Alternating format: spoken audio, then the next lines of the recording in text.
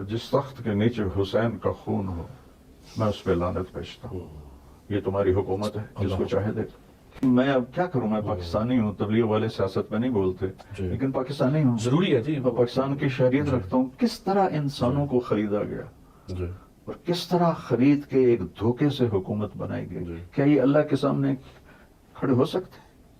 یہ اللہ کے نبی کے سامنے کھڑے ہو سکتے ہیں؟ کم وقتوں میں نے تو اولاد ذبح کروا دی اور تم چند ٹکوں پہ تم نے 22 کروڑ عوام کو ذلیل و خوار کر کے رکھ دی. اسپورٹ سے محبت کرتے ہیں تو اپنے لوگوں کو لگام بھی دیں کہ وہ لینگویج اس طرح کی روڈ استعمال نہ کریں. بس وہی لینگویج رکھیں جو احترام کے دائرے میں ہے. جو غلطیاں ان کو ہائی لائٹ کریں. جب آپ اس طرح کی ٹرولنگ شروع کر دیتے ہیں، پھر پرسنل کسی کو ٹارگٹ کر لیتے ہیں اور غلط جملے کستے ہیں، پھر ظاہر ہے اس سے ریونج آتا ہے اداروں میں. اور جب ریونج آتا ہے تو آپ کو پتا ہے وہ آپ کے مخالفین کو پھر استعمال کریں گے. ظاہر ہے وہ پاور میں ہے، وہ تو کبھی پاور سے نکلے ہی نہیں ہے. ہاں، وہی شاہ زیب خانزادہ نے بڑی اسی بات کی کہ پچھلے 5 سالوں میں 5 وزیر اعظم چینج ہو چکے ہیں، آرمی چیف ایک ہی ہے. کیا آپ لوگ عمران خان صاحب کے خلاف جو مقدمات بنا رہے ہیں تو کم از کم اتنی اخلاقی جرت کریں. کل تک تو آپ کہتے تھے ووٹ کو عزت دو، آج آپ کہیں نا کہ عمران خان صاحب کا بیانیہ درست ہے، صرف غلوف کا ایلیمنٹ بیچ میں سے نکل جائے تو سپورٹ تو کرو نا. کیٹاگوریکل ڈینائی تو نہ کرو ان کی باتوں کا، صرف اس لیے کہ اس وقت آپ حکومت کے مزے لوٹ رہے ہیں. تو سر یہ بھی کوئی حکومت ہمیشہ کے لیے نہیں ہے، کل کو کوئی تیسرا بندہ آ جائے گا. طارق جمیل صاحب یا اس طرح کے جو بڑے لوگ ہیں جن کی عزت ہے پبلک میں، جو نیریٹو بنانے والے لوگ ہیں، وہ اپنے آپ کو ان بائسڈ رکھیں. نیوٹرل کا لفظ میں نہیں بولتا، وہ بدنام ہو گیا. ان بائسڈ رکھیں تاکہ سب لوگ آپ کی بات سنیں. پھر کسی مورل گراؤنڈ کے اوپر آپ کھڑے ہوں گے، آپ تو بڑے ہیں، آپ کو لوگوں کے کام کھینچنے چاہیے، آپ کو بتانا چاہیے. یہ نہیں ہے کہ آپ جس پولیٹیکل لیڈر کے پاس جا کے بیٹھے اس کی تعریفیں کرنی شروع کر دیں. آپ غلطیاں بھی ہائی لائٹ کریں نا، تاکہ لوگوں کو یقین ہے کہ آپ پارٹی نہیں بنے ہوئے. پچھلے دنوں ہمارے بڑے قریبی اسٹوڈنٹ پاکستان کے ایک بہت بڑے پولیٹیکل لیڈر جو ایک بہت بڑی جماعت کے ہیڈ ہے، ان کو ملنے کے بغیر نام لیے میں بتاؤں گا، پھر وہ بالکل ایک پرسنل معاملہ ہو جائے گا. ان کو نہیں پتا تھا کہ یہ بندہ جو مجھ سے ملنے آیا یہ جینئر صاحب کا بڑا پرانا اسٹوڈنٹ ہے. مولانا طارق جمیل صاحب کی عمران خان سے ملاقاتوں پر لوگ ان کو تنقید کا نشانہ بنا رہے ہیں، اس پر اپنا موقف دیں. تو ٹھیک کر رہے ہیں نا میرے بھائی، تنقید غلط تو نہیں کر رہے. تنقید وہ پارٹی بن گئے ہوئے نا، یا وہ ڈائریکٹ پارٹی جوائن کرے. اور پی ٹی آئی کے لوگ جو ریاست مدینہ بنانا چاہتے ہیں لیکن انہیں اسلام کی الف بے نہیں پتا سوائے عمران خان صاحب کے، باقی جتنے لوگ ہیں آپ کو پتا نہیں ان کی کیا حالت ہے جو اسلام کا نام لے رہے ہیں. ان میں سے تو کئی ایتھیسٹ ہیں نام لیے بغیر، اور بعض ریاست مدینہ کی کر رہے ہیں وہ. تو ان ایتھیسٹ کو اسلام سکھائیں. چلے ہم تھوڑا سخت لفظ استعمال ہو گیا، سیکولرز کہہ لیتے ہیں. ان کو اسلام سکھائیں اور پریکٹیکلی اس کو جوائن کریں اس جماعت کو، تو پھر ہمیں کوئی اعتراض نہیں ہے. لیکن جب وہ پارٹی بنیں گے اور اسے کربلا کے ساتھ جوڑ رہے ہیں گورنمنٹ کے چینج ہونے کو محرم کے مہینے کے اندر، تو یہ کربلا تو کوئی پہلی دفعہ پاکستان میں ہوئی ہے. کسی ایک پرائم منسٹر نے بھی اپنی مدت پوری کی ہے تو سارے پرائم منسٹر جو ہیں وہ پھر کیا حسین ڈکلیئر ہو جائیں گے؟ کیا یار کر رہے ہیں آپ؟ یہ مثالیں اس طریقے سے فٹ کریں گے تو پھر ساروں پہ کریں. میں اس کو گستاخی نہیں سمجھتا. یہ جو اکثر لوگ کہتے ہیں جی مثال کیوں دے دی یزید کی، حسین کی. مثال دینے یار ہم نے اپنے بڑوں کی مثالیں دینی ہے نا، مرتبہ تو نہیں کوئی کلیم کر رہا ہوتا. مولانا فضل الرحمان صاحب بھی جب دھرنا لے کے نکلے تھے تو کیا اس وقت وہ یہ نہیں کہہ رہے تھے کہ یہ کربلا بننے جا رہی ہے اور یہ عمران یزید ہے اور ہم امام حسین کے ماننے والے ہیں؟ اس وقت تو حسین وہ خود بنے ہوئے تھے. آج اگر عمران خان صاحب یا طارق جمیل صاحب کو اس طرح کی مثال دے رہے ہیں تو سارے دیتے ہیں. یہ کوئی اتنا میٹر نہیں کرتا، اس کو زیادہ اچھالنا نہیں چاہیے. ہم یہ کہتے ہیں پریکٹیکلی پھر آپ وہ بنے، ٹھیک ہے، جن لوگوں کی آپ مثالیں دے رہے ہیں. تو عمران خان صاحب کو ملنے میں حرج نہیں ہے، لیکن وہ کہہ رہے ہیں نا جی انسانوں کا کاروبار ہوا. اور جس تخت کے نیچے حسین کا خون ہو میں اس پہ لعنت بھیجتا ہوں. یہ تمہاری حکومت ہے، جس کو چاہے دے. میں اب کیا کروں، میں پاکستانی ہوں، تبلیغ والے سیاست میں نہیں بولتے لیکن پاکستانی ہوں، ضروری ہے جی. میں پاکستان کی شہریت رکھتا ہوں. کس طرح انسانوں کو خریدا گیا اور کس طرح خرید کے ایک دھوکے سے حکومت بنائی گئی. کیا یہ اللہ کے سامنے کھڑے ہو سکتے ہیں؟ یہ اللہ کے نبی کے سامنے کھڑے ہو سکتے ہیں؟ کم وقتوں میں نے تو اولاد ذبح کروا دی اور تم چند ٹکوں پہ تم نے 22 کروڑ عوام کو ذلیل و خوار کر کے رکھ دی. تو یہ طارق جمیل صاحب اس وقت کہاں تھے جب سینٹ کے الیکشن میں انسانوں کا کاروبار ہو رہا تھا اور پی ٹی آئی اقلیت میں تھی، نون لیگ کی اکثریت تھی، اور بقول عمران خان صاحب کے اداروں کی مداخلت کروا کے انہوں نے اپنا چیئرمین سینٹ جو اس وقت بھی موجود ہے وہ نامزد کرایا. اس وقت طارق جمیل صاحب کیوں نہیں رو رہے تھے؟ وہ اعتراض کرنے والے یہ اعتراض کر رہے ہیں تو بالکل جینون کر رہے ہیں. تو یہ بات آپ سمجھیں، وہ اس وجہ سے کہہ رہے ہیں. اور یہ طارق جمیل صاحب کی محبت میں لوگ بات کر رہے ہیں. لوگ طارق جمیل صاحب کو کسی پارٹی کے نمائندے کے طور پہ نہیں دیکھنا چاہتے ہیں. وہ کہتے ہیں یہ قوم کے بڑے ہیں، ان کو چاہیے. دیکھیں وہ ابھی تک تو یہی تھا. جب نواز شریف صاحب کی وائف فوت ہوئی ان کا جنازہ بھی انہوں نے پڑھایا. پرویز الہی صاحب کی والدہ کی ڈیتھ ہوئی اس میں بھی جاتے ہیں، وہ ہر جگہ جاتے ہیں. پھر ایسی جگہوں میں بھی چلے جاتے ہیں جہاں ان کو نہیں جانا چاہیے. ہاں، جو ملک کے ڈانز ہیں، قاتل ہیں، ان لوگوں کے بھی گھروں میں وہ چلے جاتے ہیں دعائیں کروانے کے لیے. وہ انڈورس ہی کر رہے ہوتے ہیں، پھر جا کے صرف دعا تک وہ ان کی تعریفیں کرتے ہیں جا کے. پھر لوگ ان کے اوپر اعتراض کرتے ہیں نا. اس لیے میرے بھائی ہم نے تو کسی کے ساتھ اس طرح کا کوئی لینا دینا رکھا ہی نہیں ہوا. سیدھی سی بات ہے، ضرورت ہی نہیں ہے کام کرنے کی، نقصان ہوتا ہے.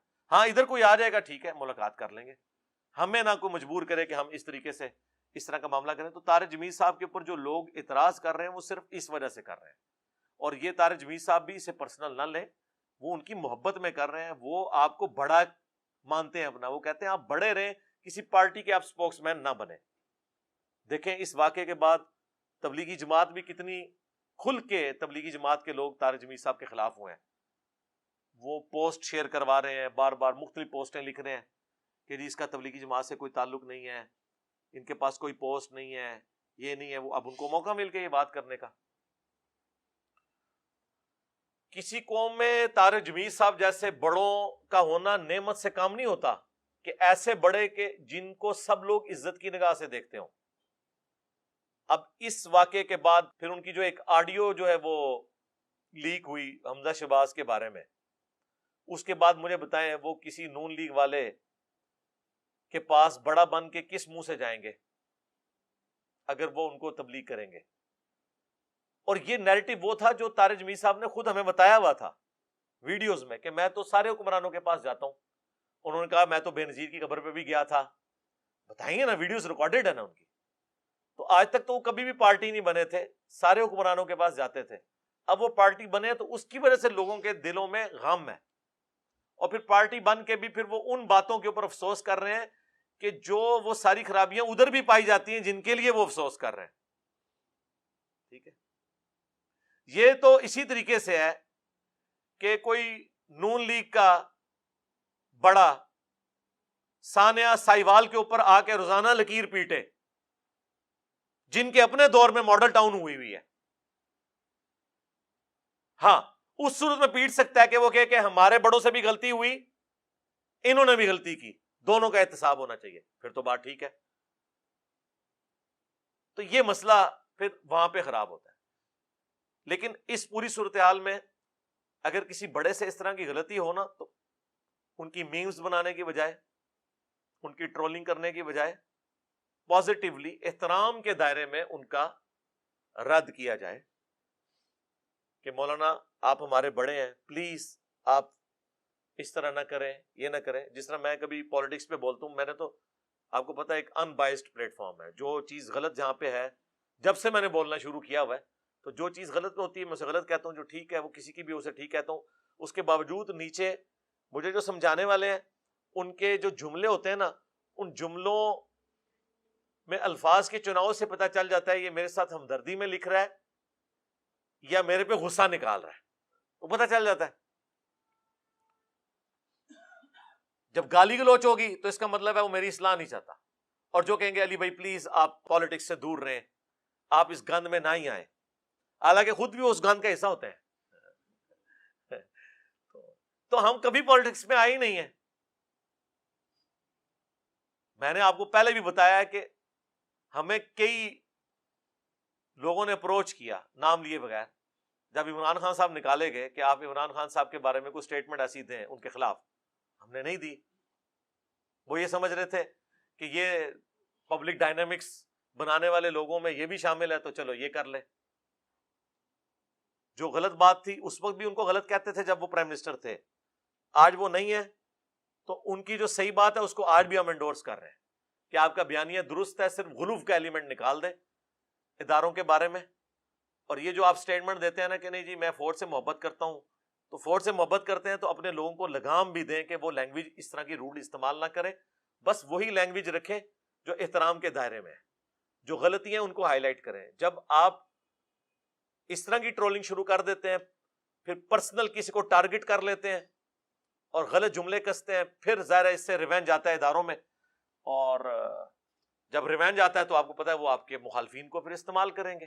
ظاہر ہے وہ پاور میں ہے, وہ تو کبھی پاور سے نکلے ہی نہیں ہے. ہاں وہی شاہ زیب خانزادہ نے بڑی اسی بات کی کہ پچھلے 5 سالوں میں 5 وزیر اعظم چینج ہو چکے ہیں, آرمی چیف ایک ہی ہے. تو اس لیے پھر جب یہ ہے تو آپ نے معاملات کو دیکھ بھال کے چلنا ہے. آرمی بھی آپ کی اپنی ہے, ادارے بھی, عدلیہ بھی اپنی ہے, تو اختلاف رائے ضرور کریں لیکن ایک ریڈ لائن کو کراس نہ کریں. اور میں نے یہی, حالانکہ حکومت میں اس وقت یہ لوگ ہیں, میں نے ان کو کہا کہ یار آپ لوگ عمران خان صاحب کے خلاف جو مقدمات بنا رہے ہیں تو کم از کم اتنی اخلاقی جرت کریں. کل تک تو آپ کہتے تھے ووٹ کو عزت دو, آج آپ کہیں نا کہ عمران خان صاحب کا بیانیہ درست ہے, صرف غلوف کا ایلیمنٹ بیچ میں سے نکل جائے تو سپورٹ تو کرو نا, کیٹاگوریکل ڈینائی تو نہ کرو ان کی باتوں کا, صرف اس لیے کہ اس وقت آپ حکومت کے مزے لوٹ رہے ہیں.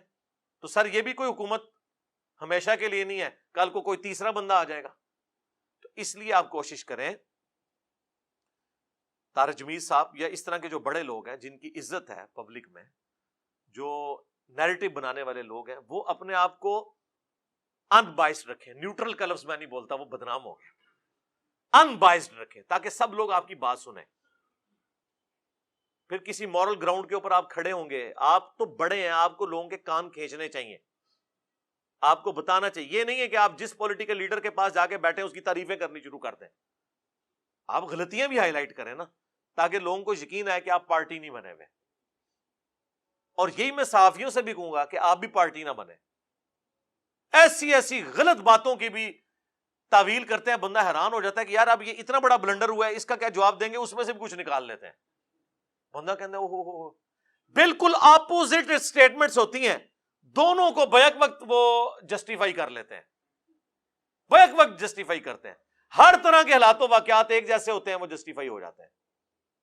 وہ کیوں نہ ہو, جب ہماری عدالتیں بھی فیصلوں میں یہی حرکتیں کر رہی ہوں تو ظاہر پولیٹیشنز نے بھی یہی کچھ کرنا ہے, نچلے لوگوں نے بھی یہی کرنا ہے. البتہ آپ سچائی کے اوپر کھڑے ہوں, یقین کریں آپ اگر اکیلے بھی ہیں نا, آپ کی آواز اگر سچائی کے اوپر مبنی ہے تو دنیا آپ کی بات سنے گی. جتنی مرضی مخالفت دنیا کرے, اللہ تعالیٰ کی غیبی مدد آپ کے ساتھ آ جائے گی. یہ ریالٹی ہے.